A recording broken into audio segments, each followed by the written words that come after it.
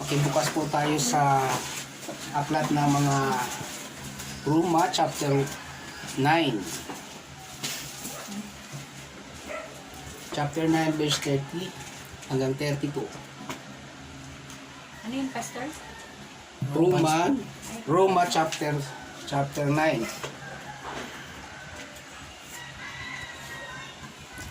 Chapter 9 verse 30 hanggang 32.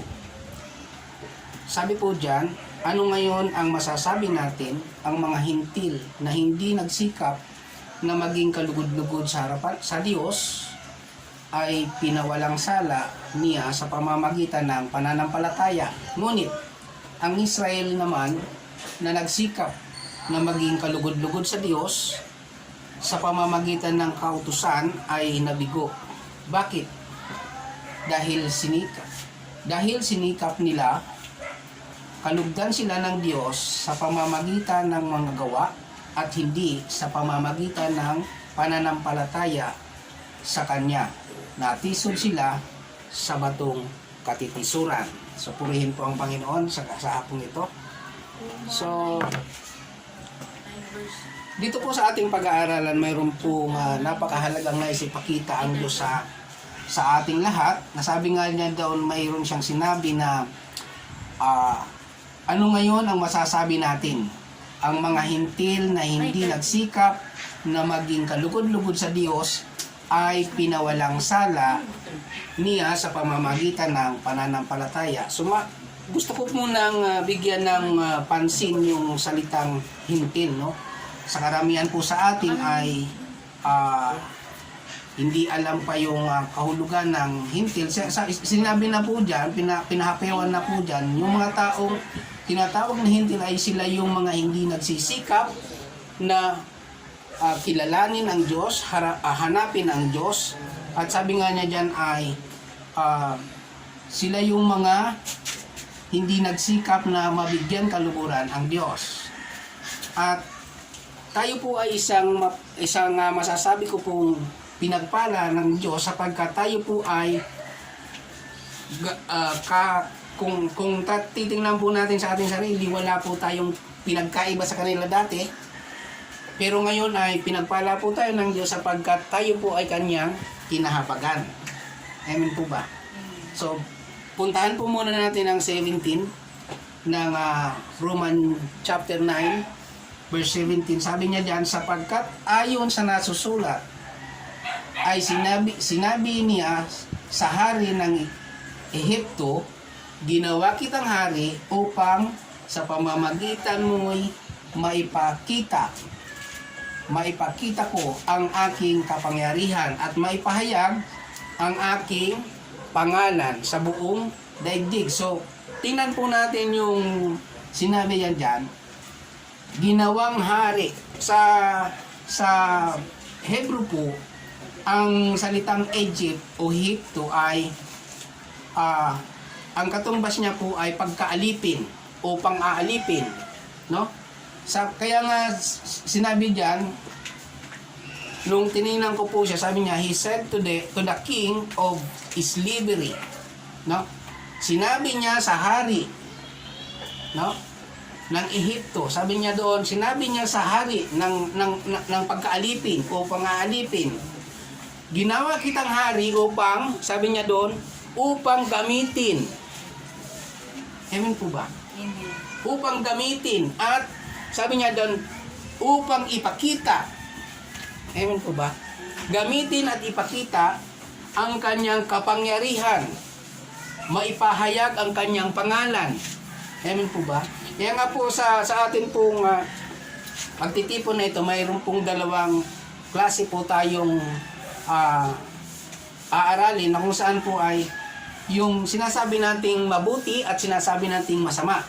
So papansinin po natin dyan sa area na yan, sa chapter 9 verse 17, makikita po natin dyan na ang Diyos ginawa ang hari ng Egypt upang gamitin, no? So sa atin din po minsan, makikita po natin, tayo po ay minsan ay alipin ng kahirapan, katamaran, ano pa?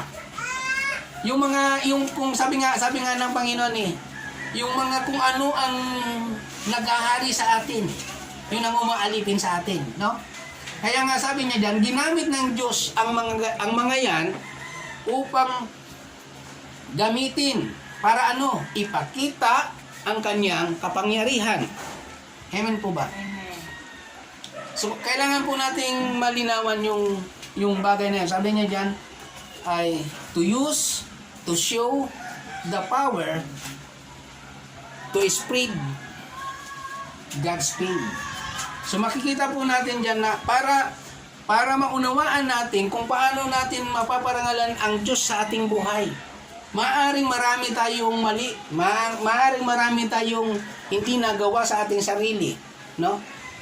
Maaring nakita na natin noon sa iba, pero di pa rin natin makita sa sarili natin.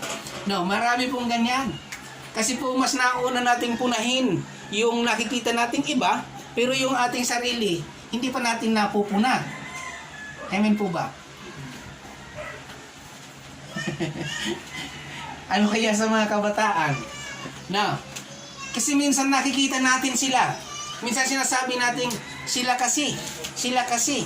Pero how much more tayo? Di man natin binabalikan yung ating sarili. Baka sabihin natin, ako kasi. No? Di ba?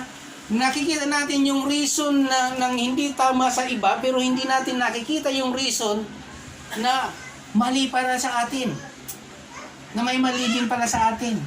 So sabi niya dyan, sabi ng 17, ginamit ito ng Diyos sa atin para maikurit din tayo, no?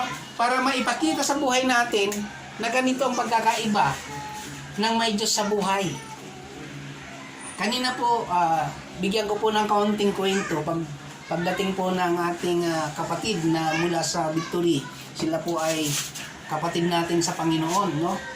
Na may puso maglingkod sa Panginoon. Pagdating po nila, magkakwentuhan kami ng kaunti, na ikwento ko nga yung ginawa ng Panginoon sa Monterrey, sa mga kapatid natin doon, na may isang lalaki doon na walang ibang inisip, kundi magsabo, mag-inom, manggulo. At nakilala nyo na yun, nagpahayag dito nung isang linggo, wala po yata kayo, no?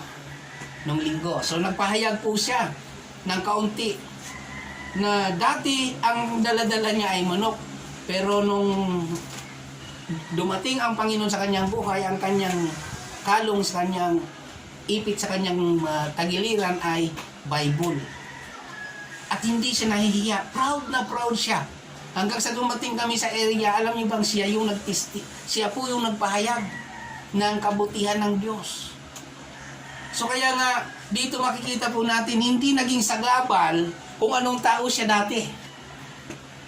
Na, kaya ako nga po naniniwala rin na sa ating lahat, hindi sagabal kung ano ka. Kung anong katatayuan mo sa buhay. Amen. Hindi sagabal kung ngayon hindi mo iniisip ang Diyos. Sabi nga dyan, sa binasa natin, yung mga hintil na hindi nagsikap para magbigyan kaluguran ang Diyos, sila yung pinawalang sala ng Diyos dahil sa kanilang pananampalataya. Amen po ba? So kaya nga makikita po natin dito, kapag ang tao nanampalataya sa Diyos, ibubuhos ng Diyos ang habag. Kaya may mga halimbawa po dyan sa chapter 9 na pinag-usapan. 33 verses po yan. Na kung papansinin po natin, kung babaybayin natin ang pinagkwentuhan dyan, sabi ng author ng Roma chapter 9 na yan, ang sabi niya doon, hindi lahat itinuring na anak ng Diyos. Amen po ba? Even sa panahon ni Abraham, hindi rin sinabi na hindi lahat na nagmula kay Abraham ay anak ni Abraham. Na itinuring na anak ni Abraham. Anong sabi doon? Sinabi diyan, ang anak mo lamang na magmumula kay Sarah na si Jacob. Kaya nga po si Jacob po may kakambal. Kilala nyo? Kilala nyo kakambal ni Jacob? Si Esau. Pero si Jacob po ang pinagpala ng Diyos. Amen po ba? Si Esau, pinagpala rin siya. Pero hindi katulad ni Jacob. Kasi si Jacob itinuring ng Diyos na anak na naging Israel. Siya po yung Jacob na naging Israel. Amen po ba? So mapapansin po natin na bakit ganun, pastor? Hindi ko rin ma-question eh. Kasi mayroon bang taong kayang salungatin ang Diyos? Wala. Amen po ba? Hindi ko rin kayang suwayin yun kasi pag binasa mo yan, mayroong diyang conversation na makikita po natin na mula sa 18, tingnan nyo po, 18 ng chapter 9 ng Roma. Sabi niya diyan, kaya nga kinahabagan ng Diyos ang sino mang nais niyang kahabagan at naging manhid ang nais niyang maging manhid. Sasabihin mo naman sa akin, kung gayon, bakit pa sinisi ng Diyos ang tao? Sino ba ang makakasalungat sa kanyang kalooban? Yung tanong po na yun yung sinabi ko po kanina na kung saan ay wala po kasi tayong karapatan questionin kung anong gusto ng Diyos. Ayan po. Kasi yun nga yung minsan nakikita rin natin sa ating sarili na hindi sila makalapit sa Panginoon kasi ganun sila. No, dapat hindi natin pala ginaganon lang ating pananaw. Ang lagi nating sinasabi dapat ay sila man kung kumilos ang Diyos sa buhay nila, magpupuri din sila at sasayaw sa harapan ng Panginoon. Amen po ba? Amen. Kasi ito po yung napakalinaw dyan. Ang sabi dyan, kayang-kaya ng Diyos gawin kung ano ang nais niyang gawin. Na hindi na kailangan konsultahin pa tayo. Amen po ba? Yung halimbawa doon sa kapatid natin sa Monterrey ay ipinakita po ng Panginoon para mabigyan natin ng dyan, na ito po yung talagang katotohanan dyan. Sabi nga ng 19, sabi ng 20, tao ka lamang, sino kang mangangahas na sumagot ng ganoon sa Diyos? Masasabi kaya ng isang hinuhubog sa kanyang manghuhubog, bakit ninyo ako ginawang ganito? Amen po ba? Kasi ang katotohanan po kasi dyan, kung makakapagreklamo ang ginagawa, no? Makakapagreklamo, alimbawa, isa kang furniture workers, no? Ikay manggagawa sa furniture. Hindi makakapagreklamo yung kahoy na, ano bang tawag nun, yung pinapa-dinidesignan. Hindi siya yung inuukit. Tama yung term. Habang inuukit siya, habang inaayos siya, hindi siya nagre-reklamo, bakit ginagawa mo kung ganito? Nakita niyo po, hindi siya makapag-complain. Halimbawa, itong ballpen na ito, bakit hindi siya makapagreklamo na bakit mo ko ginawang blue?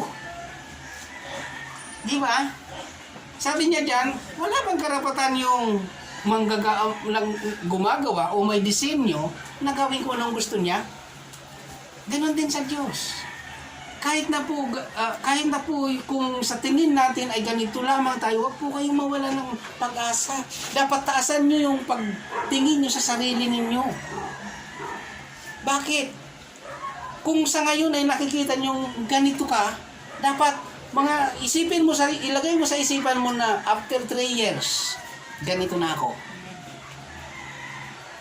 Amen po. Kasi doon po makikita natin, kung lulubin nga ng Diyos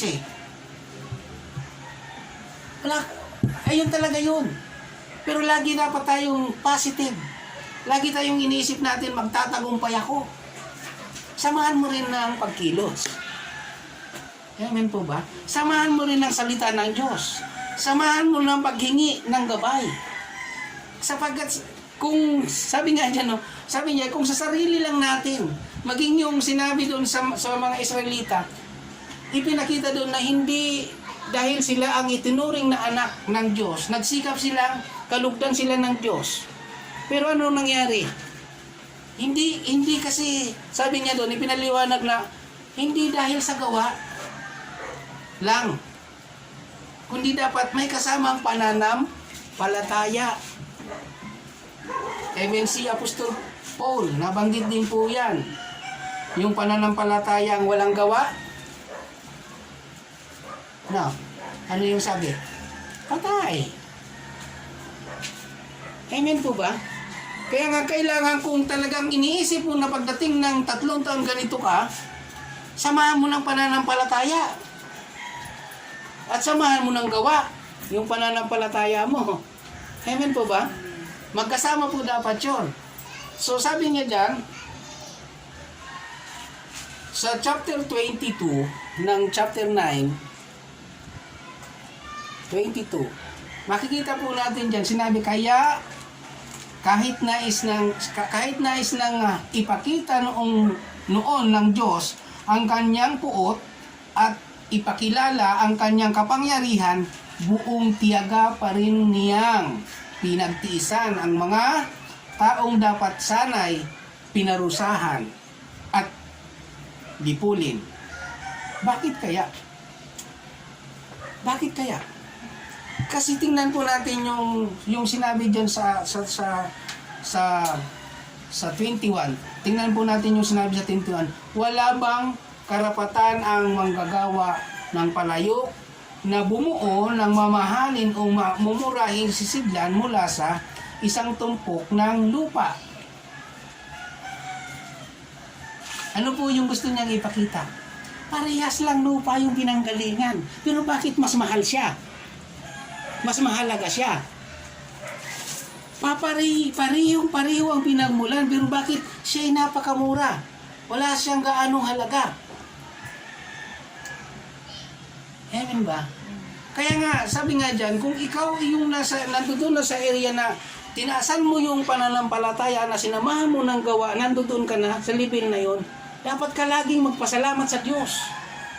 Amen po ba? Kasi kung ikaw ay yung nalagay doon sa mumurahing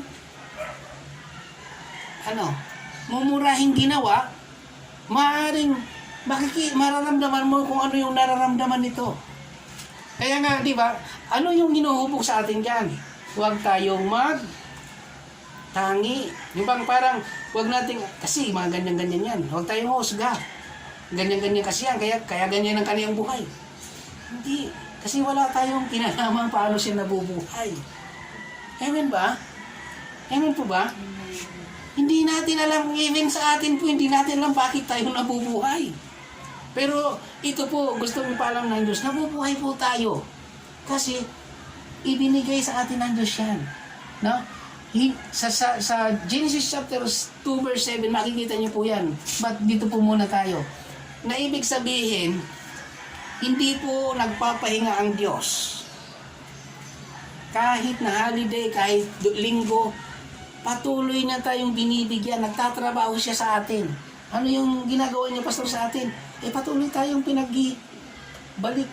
pasok yung hangin. Para patuloy tayong kumilos. Para patuloy tayong maging masaya. Amen po ba? Siya ang may gawa niyan. Amen po. So makikita po natin dyan na sinasabi niya dyan na dapat noon pa hinusgahan na ng Diyos Kaya lang, alam ng Diyos na maging kahit sa atin na hindi man tayo masabing Israelita, maaari ding mayroong mapawalang sala. Kahit na tayo'y namumuhay sa kasalanan, maaari tayong mapawalang sala. Amen po ba? Kaya nga hindi natin sabihin na natin na ang sama ng taong yun, hindi magbabago yun, no? Wala tayong karapatang sabihin yun. Bakit? Hindi tayo Diyos. Amen po ba? So, inuhubog po tayo dyan sa area yan. Pari-parihas po tayo. Inuhubog dyan.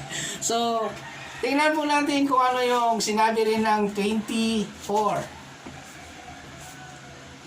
Chapter 9, verse 24. Basa.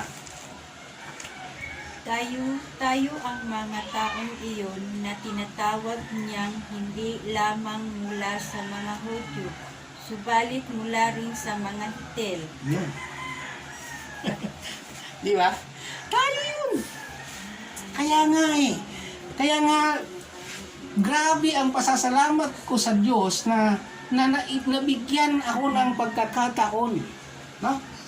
Kasi nga, mula sa pagkabata ni hindi ko pinangarap.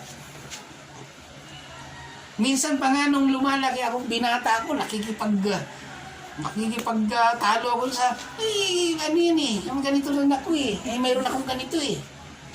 Oh, naniniwala ka dyan, naniniwala rin ako dito. Niyayakap ko yung ganun paniniwala. Pero di ko alam sa ganitong pagkakataon, yung tigas ko noon na pagkakahakap doon, ngayon, ito, pinapaunawa sa akin ng Diyos, sa totoong Diyos ka maglingkod. Amen po ba? Yung Diyos na kayang baguhin ang buhay natin. Yung Diyos na kayang ibigay ang pangangailangan natin. Eh, Pastor, noon pa ako naghihingi eh. At di ko pa kaya nare-receive kung talagang ganon. Ano sinabi ng Biblia? May problema. Bakit hindi? Sabi ng Isaiah 48:18, mayroong sinabi doon, kung sinusunod mo lang ang aking mga utos. Oh, alin kaya doon sa dalawang yon? Yung utos ba nasunod? Ano kaya? Baka yun ang problema. Amen po ba? Kasi ganun din po eh. No, ako po nasa Marikina, grabe yung buhay na dinanas namin doon. Itong area lang na yan. Yan lang kami. Inabot po ng kapatid natin na ito si Sister Raquel. Yung area namin sa Marikina. And ito yung lamisa, diyan kami nagkakantahan. Prayer, yung nanay po ni Sister Raquel ay buhay pa noon. Kakantahan kami doon. Pero mapayapa po kami dun sa area na yun. Walang nanggulo sa amin. Sabi nila magulo, pero kami wala naman. Ang babait ng kapitbahay namin. Kaya nga, doon ko nakita ang pagkilos ng Diyos. Magpatuloy lang po tayo na makinig ng salita ng Diyos. May intindihan po natin yan. Kapag naintindihan po natin yan at nakita na natin kung anong layunin ng Diyos sa buhay natin, ito po yung sinasabi ng Panginoon diyan sa chapter 9, verse 33. Yung pinakahuli pong word na binitawan diyan. Ano po yung sinabi diyan? 33 ng chapter 9. Di po tayo lalayo kasi medyo ano pa tayo sa pagtingin. Tulad ng nasusulat, tingnan nyo, naglalagay ako ng Naglagay ako sa Siyon ng Sion batong katitisuran, isang malaking bato na sa kanila'y magpapabuwal. Ngunit ang sumasapalataya sa batong ito ay hindi mapapahiya. Yun. Sabi niya dyan,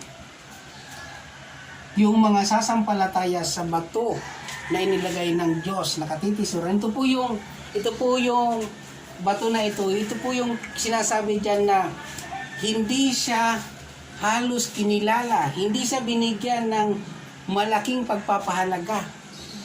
Sino siya? Ang Panginoong Hesus. Na kung saan anak ng Diyos, hindi siya kakaunti lamang. Kasi nung panahon po ng Panginoon, kung papansinin po natin sa Biblia, kaya dyan po natin makikita yan, kung paano ang pagkilala lang sa Panginoon na ibinigay ng tao. Amen po. Kung alin yung mga taong pinili ng Diyos para maging bayan, sila yung hindi tumanggap sa Panginoon. Kaya nga kung papansinin nyo po doon sa may babae na hinihingi yung tulong ng Panginoon, na doon po ay nakikita ng sabi ng Panginoon sa babae, hindi po pwedeng ibigay ang pagkain ng mga anak doon sa mga aso. Anong sagot ng babae na yon? Maging ang aso man po, Panginoon, ay nanginginain ng mga nalalaglag na mumo. Nagulat ang Panginoon sa tindi. Doon po tayo doon sa nagulat ang Panginoon sa tindi ng pananampalataya na ipinakita ng babae. Amen po ba? Ano sinabi ng Panginoon? Sa buong Israel, hindi ako nakakita ng ganitong pananampalataya. So, maging doon din po sa kapitan na pumunta sa kanya na inihiling na pagalingin yung kanyang anak. Nung sasama ng Panginoon, sabi nung kapitan, hindi po ako karapat-dapat puntahan ninyo sa aking tahanan. Alam mo yung humbleness niya. Tapos sinabi niya, magsalita lang kayo. Sapat na. Isang salita mo lang. Eh di, ano sagot ng Panginoon? Sige, umuwi ka na. Magaling na anak mo. Amen. Kaya ito po yung sinasabi dyan na ang daming nagsikap sa Israel, sa mga Hudyo. Marami nagsikap. Pero sila ay nabigo. Yun po yung binasa natin kanina doon sa chapter 30. Sabi nga, yung mga hintil na hindi nagsikap ay pinalaya ng Diyos sa pamamagitan ng pananampalataya. So dito po makikita natin yung dalawang bagay, yung dalawang mukha na kung saan yung masama at mabuti. Pero doon po sa dalawang mukha na yon, wala po tayong karapatan doon sa dalawang yon. Pwede tayong maging mabuti. Na, pwede tayong maging mabuti, pero hindi tayong naging mabuti, hindi natin pwedeng i-judge yung hindi pa nagiging mabuti. Amen po ba? May pagkakataon din po sila. Sabi nga ng Panginoon, noon pa sana eh. Doon po sa binasa natin, sabi niya, noon pa sana, kung ipinakita na ng Diyos ang kanyang kapangyarihan sa panahon ni Moses, wala rin sana tayo. Kasi kung yung panahon natin ngayon, sa panahon ni Moses, walang matitirang buhay. Amen ba? Walang matitirang buhay. Nabasa nyo na ba sa Biblia yung nilamon ng lupa? Dahil sa pagsuway? Hindi pa. O sige, hahanapin ko para sa inyo. Nabasa nyo na rin ba? Yung tao nagsabi na, bakit? Sila lang ba yung kinakausap ng Diyos? Anong nangyari sa kanya? Namuti sa kitong. Kilala niyo siya?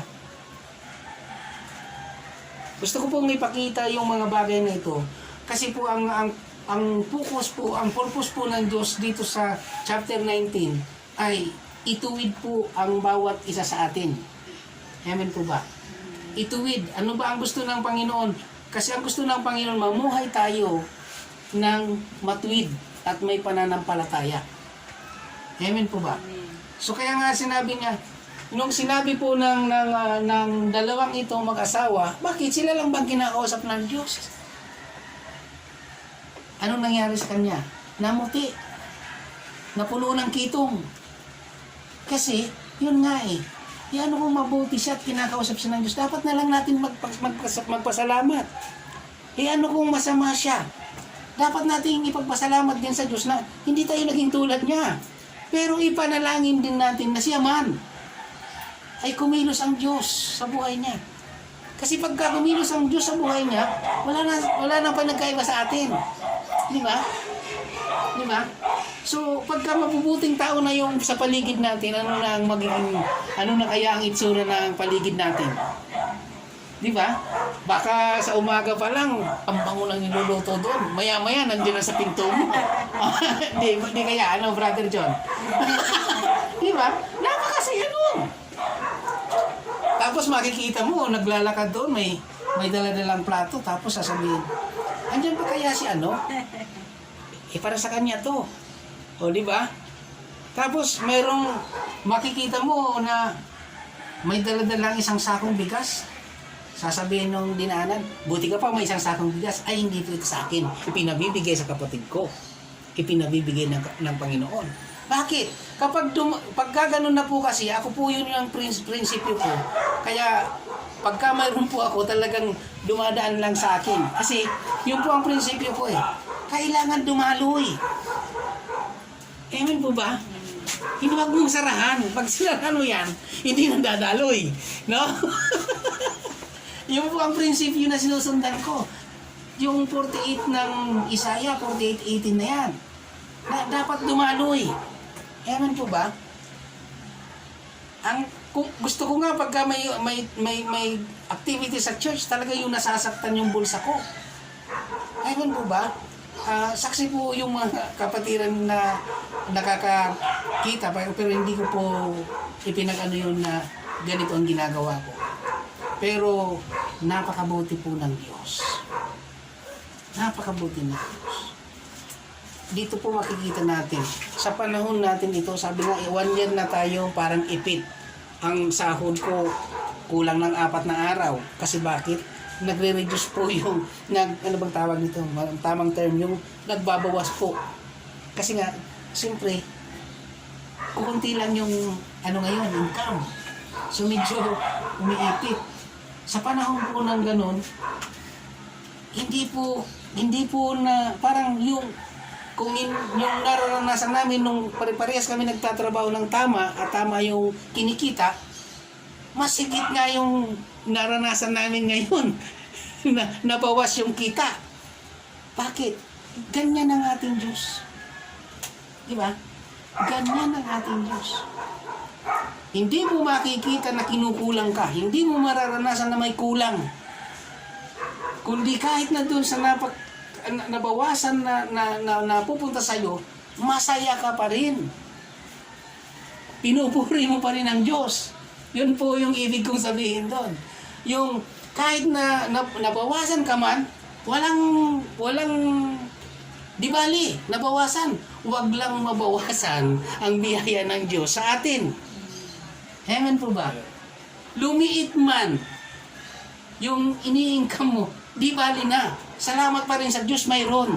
At ang mahalaga doon, hindi lumiit yung ipinagkakaloob sa iyo ng Diyos. Amen po ba? Amen. Itong kapatid natin may pupuntahan. Dati naming bina-Bible study. Yung kanyang asawa, umuwi na sa Panginoon. So, paano yung pastor? Ganito lang kasimple yun. Pasalamat ako sa Panginoon, nakilala nung lalaking yun ang Panginoon. Even sabihin na natin, hindi siya nagpatuloy. Pero mayroon siyang dalang salita sa puso niya. Amen po ba? May dala siyang salita sa puso niya. Kasi sabi ng Biblia, ang Panginoon ay hindi niya binabawi kung anong ibinigay niya. Amen po. May sample ba, pastor? Mayroon. Kilala niyo to, bantog to. Si Satan. Amen po ba? Nasulat na sa Biblia yung binigay na kapangyarihan ng Diyos sa kanya, binawi? Hindi. Pero ginawa ng Diyos ng paraan para yung paghahari ng kasamaan sa mundo ay alisin. Paano, pastor? Ibinigay ng Diyos ang kanyang bugtong na anak. Pero hindi tayo pinilit. Ano pa rin yung ginamit na term? Ngunit sino man ang sumampalataya, ito pa rin ang ginamit, pananampalataya, na nagwawalang sala doon sa mga taong hindi nagsikap para hanapin ang Diyos, para kalugdan sila ng Diyos. Amen mo ba? Ito po yun, siya po yun, ipinagkaloob ng Diyos. Dahil sa pag-ibig niya sa sanlibutan, ipinagkaloob ng Diyos ang kanyang bugtong na anak, upang sino man ang sumampalataya. Kuha niyo po. Sino man ang sumampalataya. Kaya nga, ito po yung binabalansi sa atin. Wala sa atin ang makapagsasabing masamang tao siya. Last Sunday, yun po yung sinabi ko na check sa atin, no? Si Maricar yata yung nandito, Sister Maricar, no? Sa atin, walang taong nagsabing masama ako. O walang taong nagalit sa kanyang sarili. Bakit kaya? Kasi ang feeling, yun nga yung isang katibayan na feeling natin, kompleto tayo. Tama tayo. Feeling natin, mas mabuti tayo. Di natin sinecheck yung ating sarili. Pero yung iba, nasicheck natin. Bakit kaya ano? Bakit kaya ano? Palaisipan. Pero yun po ang katotohanan. Mas nakikita natin yung iba kaysa sa ating sarili. Amen po ba? Yun po ang katotohanan na nangyayari sa mundo. Bakit? Yun po yung mga bagay na hindi rin po natin naiintindihan. Pero ngayon, loobin ng Panginoon na maintindihan na natin na sa pamamagitan ng Romans chapter 9 ay magkaroon tayo ng pagbabago. Life change. No? Mula doon sa dati, sikapin natin kasama ng pananampalataya sa Panginoon na magkaroon tayo ng bago. Di ba? Kung gusto mong magkaroon, dapat bago. Di ba? Okay, so dito po makikita natin sa last verse natin, yung 30 na binasa natin, 30 hanggang 32. Sabi niya dyan, ano ngayon ang masasabi natin? Ang mga hintil na hindi nagsikap na maging kalugod-lugod sa Diyos ay pinawalang sala niya sa pamamagitan ng pananampalataya. So ito po yung nais ng Diyos na ipagkaloob sa atin na tayong lahat mapapawalang sala tayo sa pamamagitan ng pananampalataya. Kanino? Sa ating Panginoong Hesus. Sa bugtong anak ng Diyos na ipinagkaloob ng Diyos para ikaw at ako ay maligtas sa pamamagitan ng pananampalataya. So sa hapong ito, loobin ng Panginoon na matanim ng pinakamalalim ang mga salitang na inyong napakinggan at maging daan para tayo po ay mabago ang ating pananaw. Huwag tayong mag-stick doon sa ito lang kasi ako at ito lang ang kaya ko. No.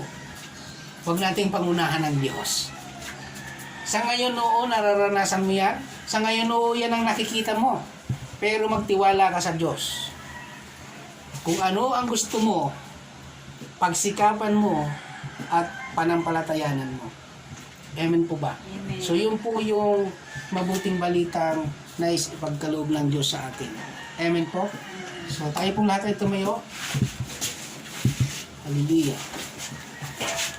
Sa hapon pong ito ay mahalaga po na makita natin kung ano ang para sa atin at kung ano yung pangangailangan pa natin ay ilulog po natin yan sa Panginoon. Haba pong nag-aawitan ng ating mga kapatid na mga aawit ay malaya ka po na banggitin. Sabi po ng Panginoon sa John chapter 16 verse 23, sinabi niya doon ay darating ang panahon na kayo hihingi sa Ama sa aking pangalan. Sabi niya doon sa 23 at 24, hanggang ngayon wala pa kayong hinihingi. So ito po ang pagkakataon ng bawat isa sa atin. Ano man ang pangangailangan na yan, ano man ang ano man yung gusto mo sa buhay, hingin mo sa Panginoon sa mga oras na ito. Malaya po tayo, bigkasin mo sa iyong mga labi. Pagsigawan mo, bahala po kayo. Gawin po natin yan na may pananampalataya. Hallelujah.